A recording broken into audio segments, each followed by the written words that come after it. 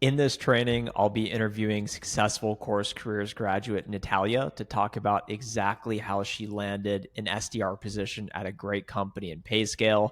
The reason why, Natalia, I wanted to speak with you and really feature your story to all the students is because I think you did things really the right way. We messaged on LinkedIn.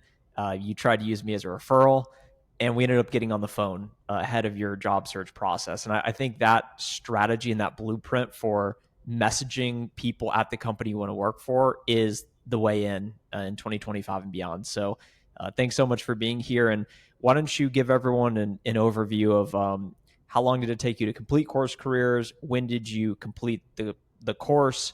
And let's start there. Yeah.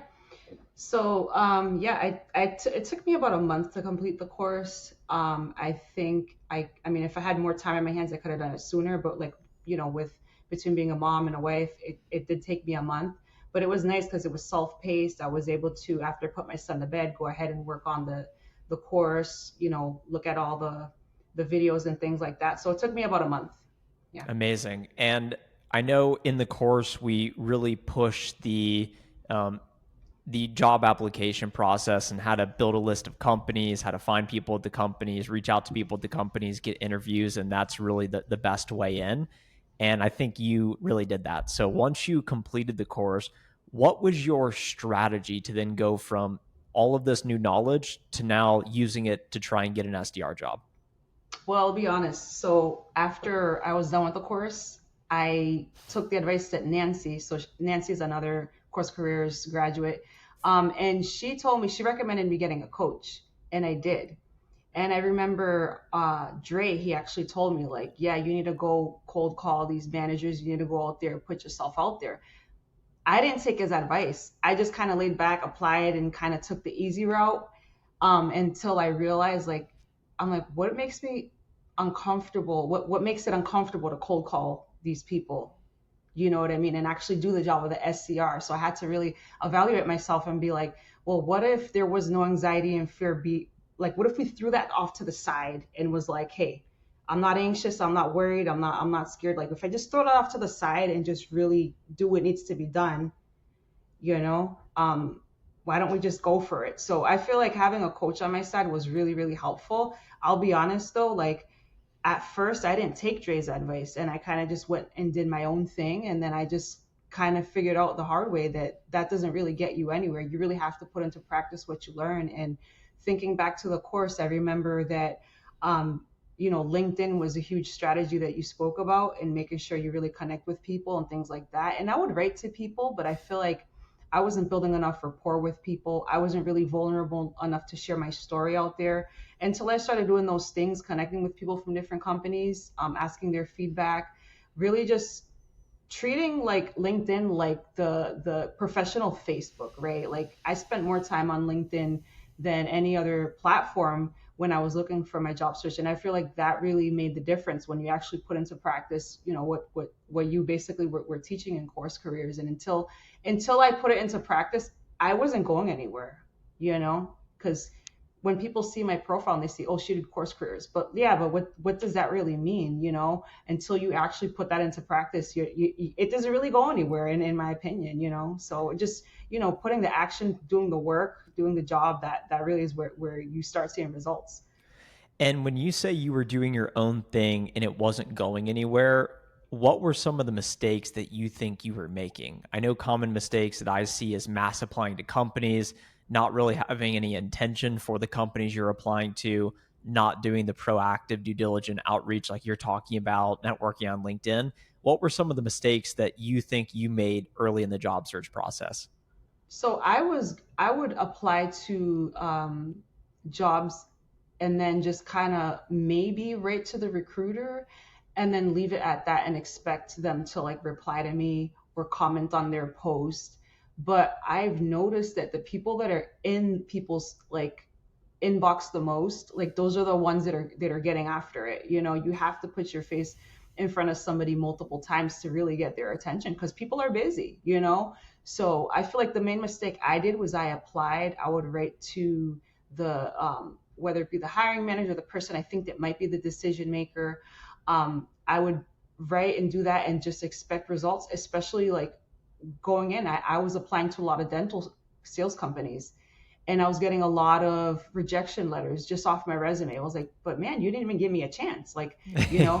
And I was like, I was like, but that's the rejection is what pushed me to be more aggressive though, and to be more Mm. outspoken about my things. So you can either push back when you get rejection, you could push forward, and it just, it's up to you to realize, like, what am I doing when rejection comes in. So yeah, I would say just really applying to jobs and expecting them to respond by just like, I would go in their inboxes, write to them, and just expect something to happen. Nothing would happen, and be like, "Wow, man, I got a rejection letter. Oh man, like, So that was the mistake I was making, just not being on my follow up, like just not. And my follow up game was weak. I made a LinkedIn post about that. I was like, follow up game was weak. So the constant rejection, you realize you had to change something. In addition to the coaching, help build your confidence and give you some new strategies to maybe chase the uncomfortable, maybe make some cold calls as well as part of the process. What steps did you take to then correct things? Was it a matter of following up more? Was it trying to be more intentional in your follow up? Did you think differently about how you built your list of companies you wanted to apply to? Talk through that process a few weeks in after you realized what were doing wasn't working and you needed to change things. What specifically did you start doing?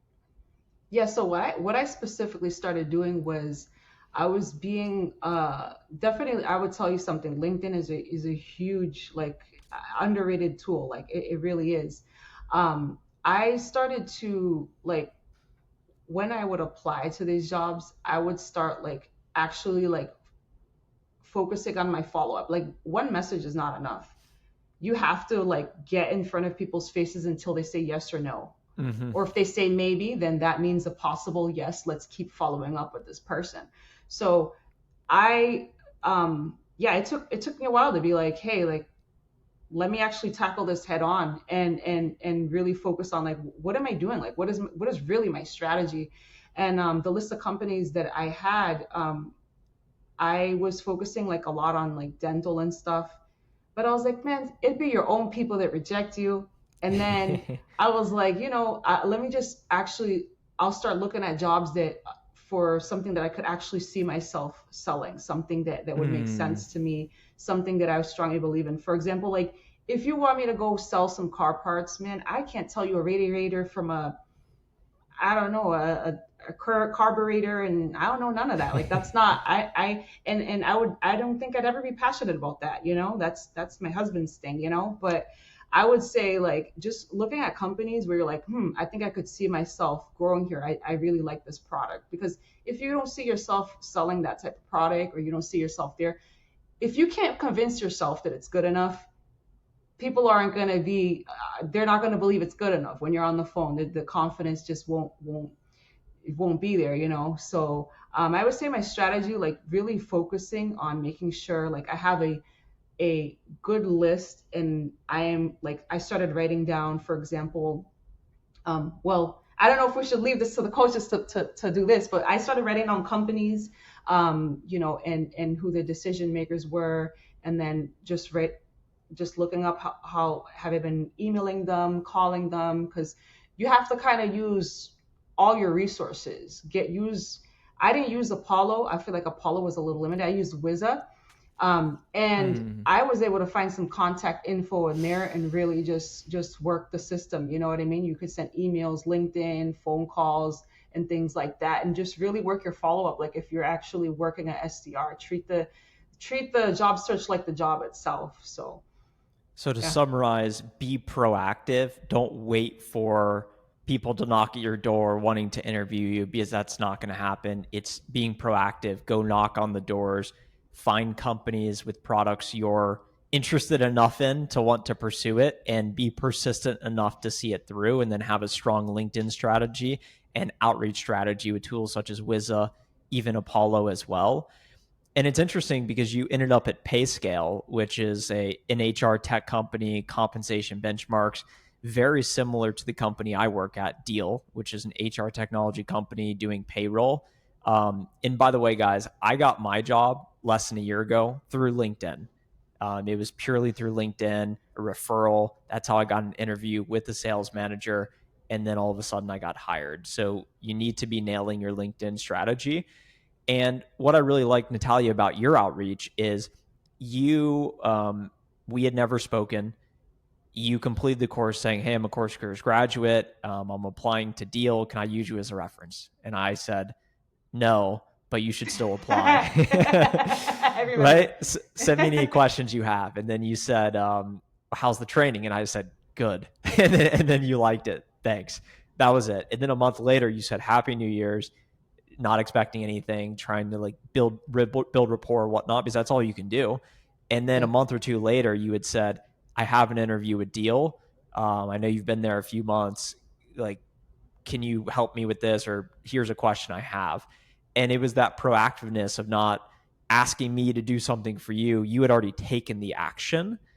So it inclined me to say, "Oh, this is easy for me to say yes and help, because why not?" We ended up getting on the phone. I helped you prep. I'm not a coach. Like, I'm not doing this for any ulterior motive other than wanting you to be successful. Hopefully you felt that.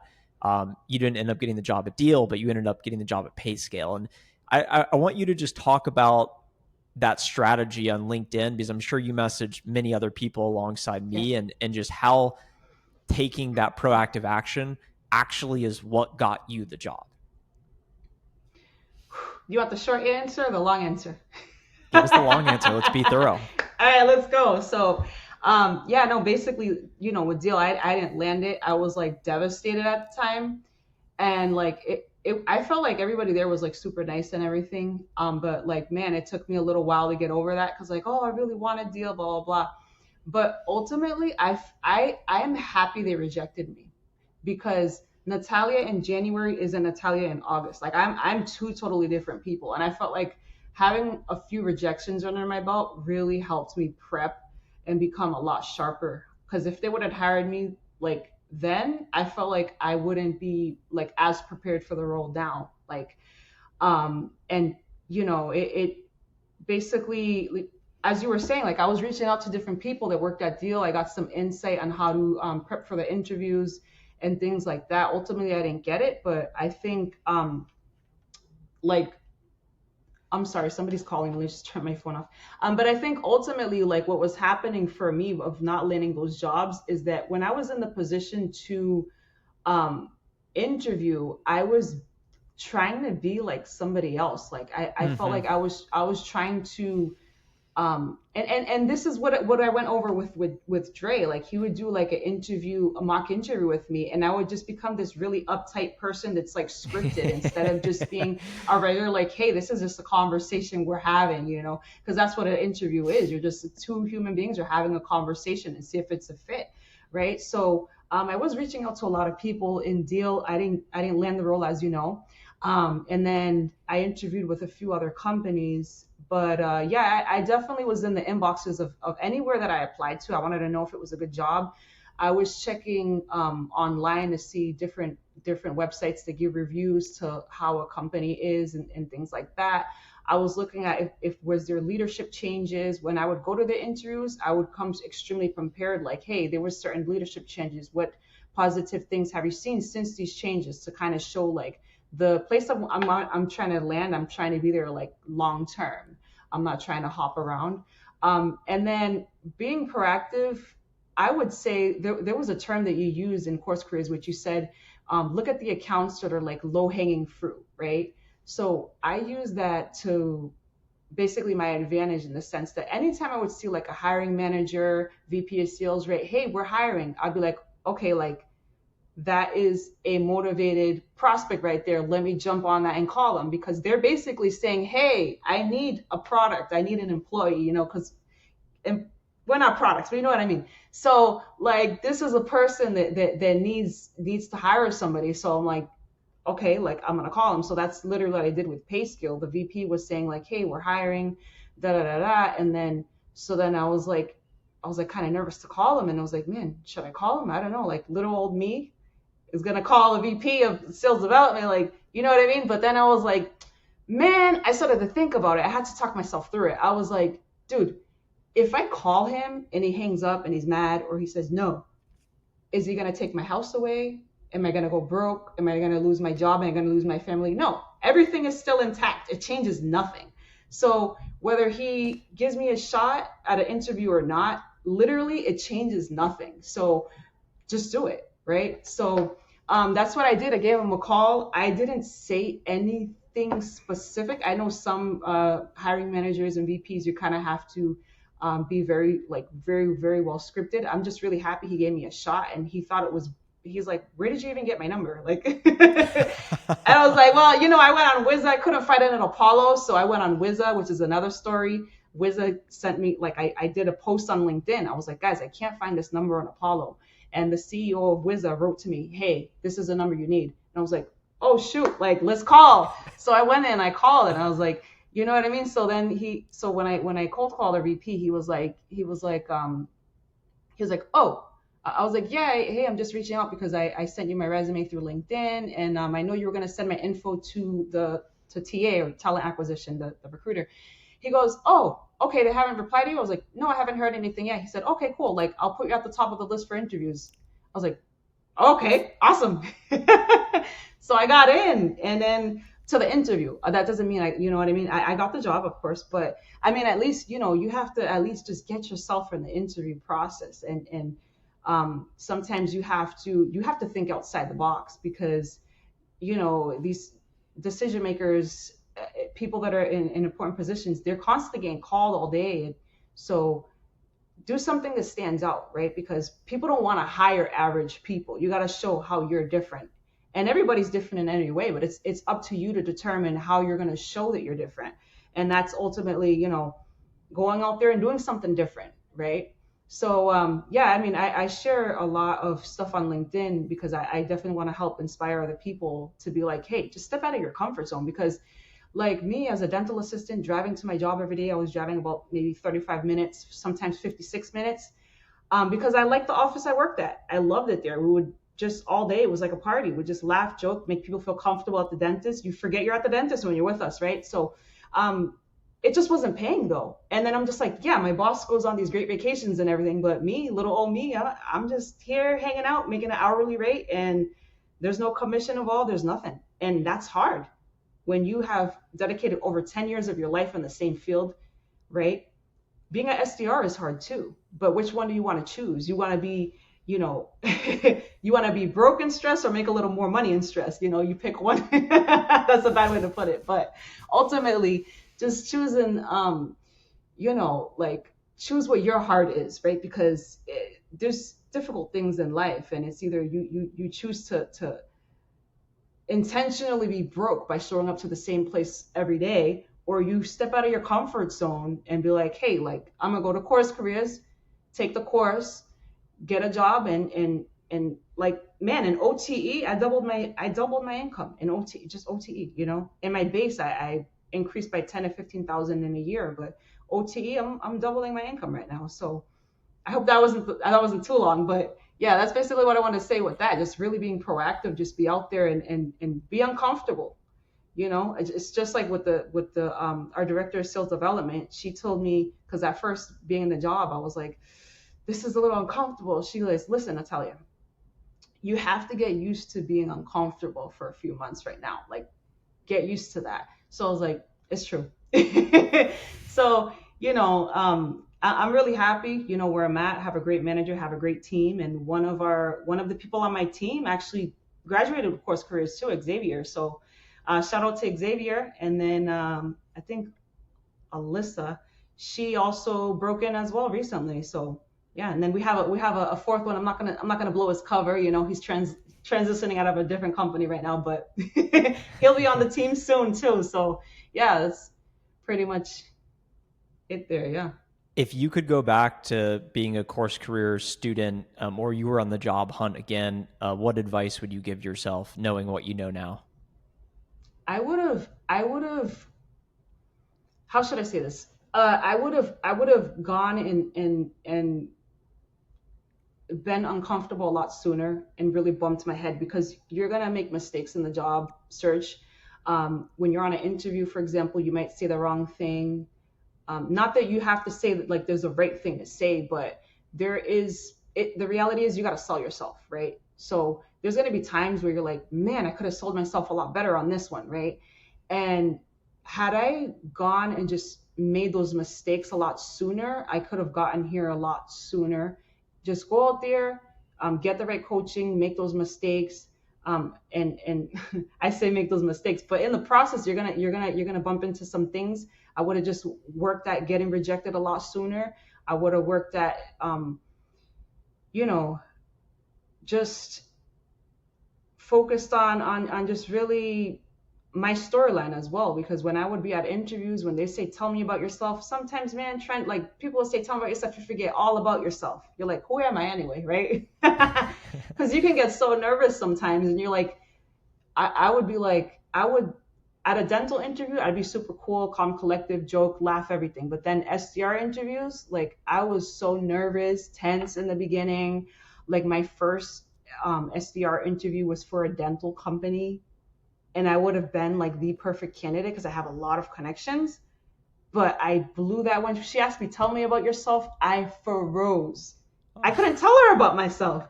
But ultimately, I was learning from Dre, like, man, just be yourself. Just act like you're talking to, like, like, if you're talking, like, when I was talking to my patients in the job, like, I'd make just have a great conversation. Just have a fun time and just vibe. But I would say definitely I would have been a lot more strategic had I if I would have done then what I did more recently. I would have landed a lot sooner, being more strategic. I felt like sharing my story on LinkedIn was going to put me in a vulnerable position. I didn't want to look vulnerable in front of people. But then I was like, as the second I started doing that, sharing my job search, sharing what I was doing, I had so much, like, support, and so many people, like, reach out, like, hey Natalia, my job's hiring, why don't you apply? Or, hey Natalia, this and that, like, I'm going through the same thing. And just really, I felt like I was able to, like, develop some community on there and give advice to other people, really give back. And um, I've been able to help some people with their job search. I know a girl recently, she called me on the phone the other day. She sent me a Calendly invite. Hey Natalia, I want to connect with you. Sent me Calendly. I'm like, whoa, Calendly. I'm like, this girl's next level, right? And she's like, hey, I'm having trouble landing jobs. And I'm like, why? You sound so confident. So then she started talking and talking, let her talk. And then she realized why she wasn't landing them, because she would get nervous, start talking fast, and then she Hmm. wouldn't even get past the first interview. And then she's like, oh my gosh, thank you, Natalia. I was like, I didn't really say anything. It was you, but I'm glad we spoke, right? But she figured it out by just having the conversation. But I would ultimately just say, like, I would have definitely zeroed in on being a lot more intentional about my job search. I would have posted a lot sooner in LinkedIn. Like I said, like, I felt like sharing my story, I was gonna be too vulnerable. Like, I didn't want to, but that's a backwards mentality. Like, you should be able to share your story. Hey, I'm looking for a job. If you can write, if anybody knows anything, da da da, but don't stay there. Obviously apply, reach out to people, really build connections, just have a good time in LinkedIn, chat with people, make jokes and things, like, just be a human being, you know what I mean? And people love that just the humanness about just connecting. And behind every professional is a human being, because we're all here just being human. So I've been a lot more intentional in the beginning, and just really focused on the LinkedIn connections and stuff like that, because the last three interviews that I had was through connecting through LinkedIn. All three of them LinkedIn. And then I cold called the VP on PayScale because it was really hard. They were swamped with applications. Like, they so when I sent them, he's like, oh yeah, send me your resume. 6 days later, I'm like, oh, somebody stole the job, somebody took it, oh gosh, oh, what am I gonna do? And I was like, nah, let me call them, let's just call them, because you can't assume things. It's the same thing, being an SDR, you can't just assume. Ask the questions, make the call, do the thing that needs to be done. But yeah, I'm learning a lot in my role. I'm and really happy about it. I'm sorry, just ranting. I'm just really excited, to be here, man. And it really is an honor to be here. Like, hey, mom, I made it. Yeah. Well, I'm sure everyone's glad to be listening to this, that you're here as well. I'm happy you're here, and everyone needs to go back and listen to this again and take notes and start applying these tips you shared here today, because it worked for you and it can work for all the course career students as well. Everyone go connect with Natalia Angeles on LinkedIn. Connect with her, send her a note, and let her know how much this interview helped you and what tips you're going to apply, and maybe even ask her for help. So, Natalia, thanks so much for being here today. Thank you for having me, Trent. Appreciate it.